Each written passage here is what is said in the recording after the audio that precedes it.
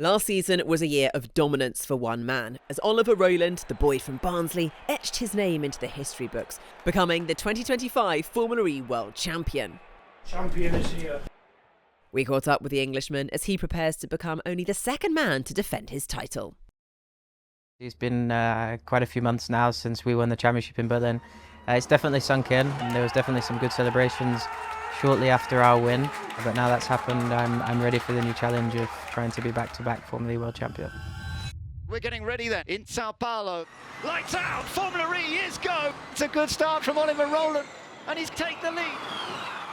Do I have a drive-through? Yes, mate, drive-through. Been able to qualify on P2, lead most of the race, but to be quite unfortunate with the technicality. Of course, we were disappointed not to pick the points up in the end with the penalty that we had, but I think overall the feeling was positive leaving there, and we had a lot of hunger going into Mexico. Oliver Rowland on the inside of Jake Dennis, down into the first corner. Next target, the two Tag Heuer Porsches. On the inside, he lunges underneath. Pascal Wehrlein. Da Costa tries everything he can to defend, but Rowland is through and into the lead.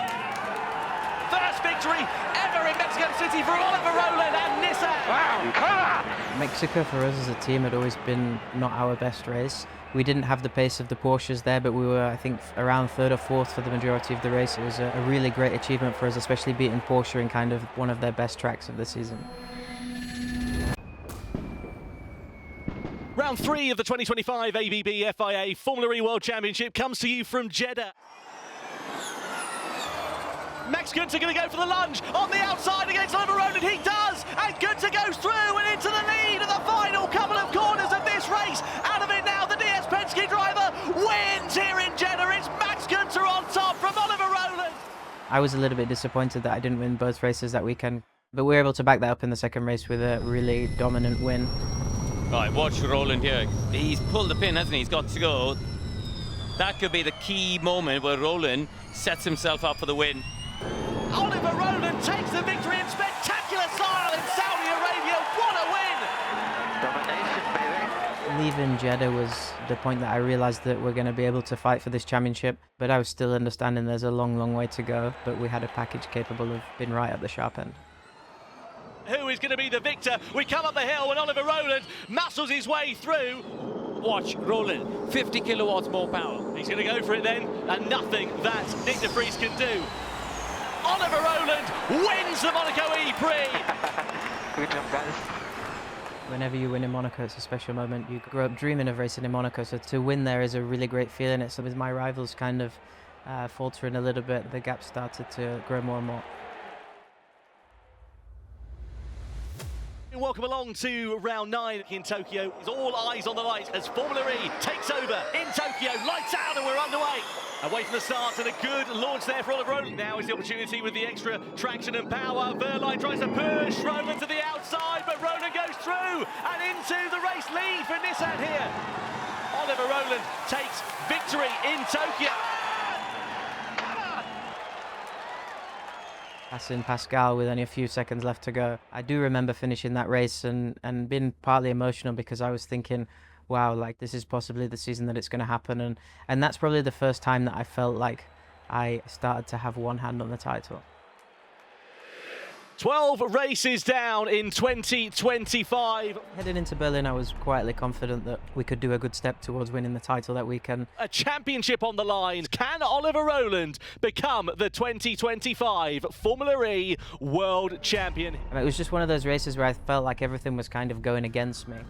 Rowland's now got a lot of work to do. It's Oliver Rowland, the championship leader, who spun. Oh, the boy from Barnsley, the championship will not be decided then. What is this Djokovic doing, man? He's heavily damaged there. Oliver Rowland's out. I just got a little bit eager and frustrated with a couple of backmarkers in the attack mode, so I was extremely disappointed on the Saturday because I felt my rivals getting closer and closer. Second position for Pascal Wehrlein. So that keeps his championship hopes alive another day. Oliver Rowland needs to outscore him here this afternoon to be crowned as the world champion. After the disappointment of Saturday, the worst thing that could happen for me was for Pascal to score 3 points in qualifying.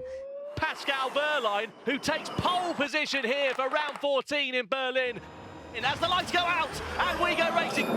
Rowland's made a place up from where he started. I think we just managed the race really, really well. And luckily for us, you know, Pascal wasn't able to be quite as competitive. I was checking on the TVs as I was driving around to see where he was. I remember the first time I looked out of the last corner, I kind of went from the top and I got to about 10th and I couldn't see him.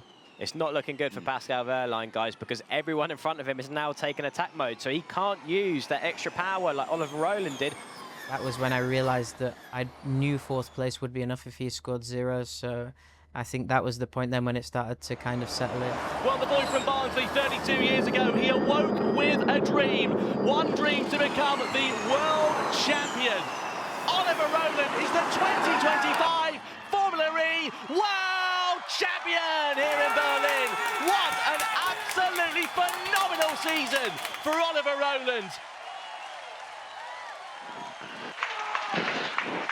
World champion. I don't know what to say. There'd been so much talk about having such a big lead that it's already mine, but I think the feeling when I crossed the line was really of relief, you know, that it was over. And then obviously I was quite emotional already, and the team obviously played Harper's Voice. Daddy, there's a world champion, yeah! It just tipped me over the edge. I couldn't manage anymore. Oliver Rowland, the driver's world champion,